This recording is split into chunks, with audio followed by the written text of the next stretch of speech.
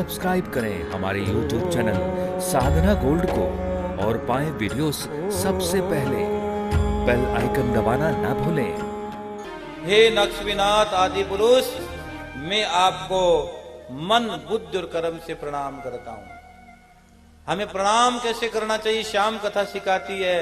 हे हरि, मन बुद्धि और कर्म से प्रणाम कर, मनसा कर्मणा और वाचा। आजकल हमें प्रणाम भी करने का तरीका नहीं पता। प्रणाम कैसे किया जाता, कई लोग तो ऐसे प्रणाम थोड़ी होता है ना। प्रणाम करने के बहुत अद्भुत तरीके श्याम कथा सिखाती है। अपना मत्था संतों के चरणों में रखिए, अपना माथा भगवान के भक्तों के चरणों के अंदर रखिए, अपना माथा गुरु के चरणों में रखिए और अपना माथा अपने माता पिता के चरणों में रखिए। प्रणाम ऐसे करिए। आजकल तो प्रणाम करने में बच्चों को शर्म आती है। और श्याम कथा कहती है, भक्तों, मनसा कर्मणा और वाचा, तीनों भाव से हमें भगवान को प्रणाम करना चाहिए। और उन्हें प्रणाम कर कर कहा, हे नाथ सुनो। और श्याम बाबा के अलग अलग नाम है भैया। पहला नाम मेरे बाबा का वीर बरबरी, दूसरा नाम मोरवे।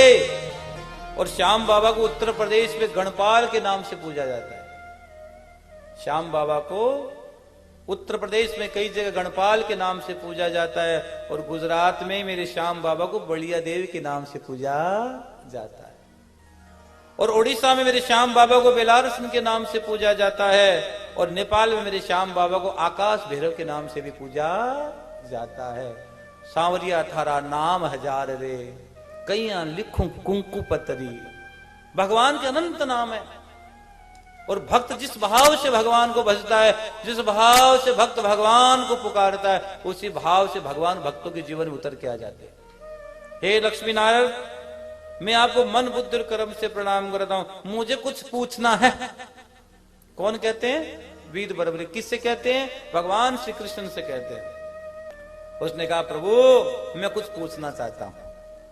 मेरे श्याम बाबा ने भगवान श्री कृष्ण से कहा, सुनो हे नाथ, कोई धर्म को कल्याणकारी कहते हैं, कोई आसक्ति रहित ऐश्वर्य को कल्याणकारी कहते हैं, कई भोग को कल्याणकारी कहते हैं, कई तपस्या को कल्याणकारी कहते हैं, कई इंद्रियों के दमन को कल्याणकारी कहते हैं, कई धन को कल्याणकारी कहते हैं, कई भोग को कल्याणकारी कहते हैं, कई मुक्ति को कल्याणकारी कहते हैं। ये बताओ जीव का कल्याण कैसे हो सकता है?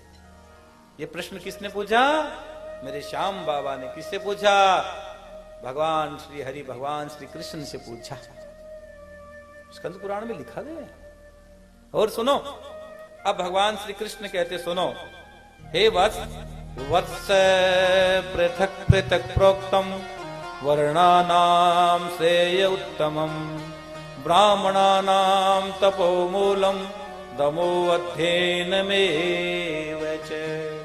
वत्स, वर्ण और जाति के अनुसार अलग अलग उत्तम कल्याणकारी काम बताए गए हैं। विचारशीलों ने ब्राह्मणों के लिए तप करना, इंद्रियों का दमन करना और धर्म का उपदेश करना ही कल्याणकारी बताया गया।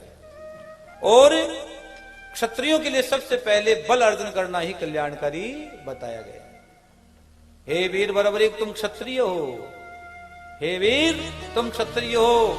इसलिए क्षत्रियों के लिए सबसे पहले कौन सा धर्म है? बल को अर्जन करना, इसका सबसे बड़ा धर्म बताया गया। और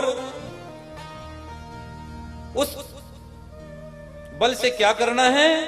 दुष्टों का दमन करना है और संत महापुरुषों की रक्षा करनी है।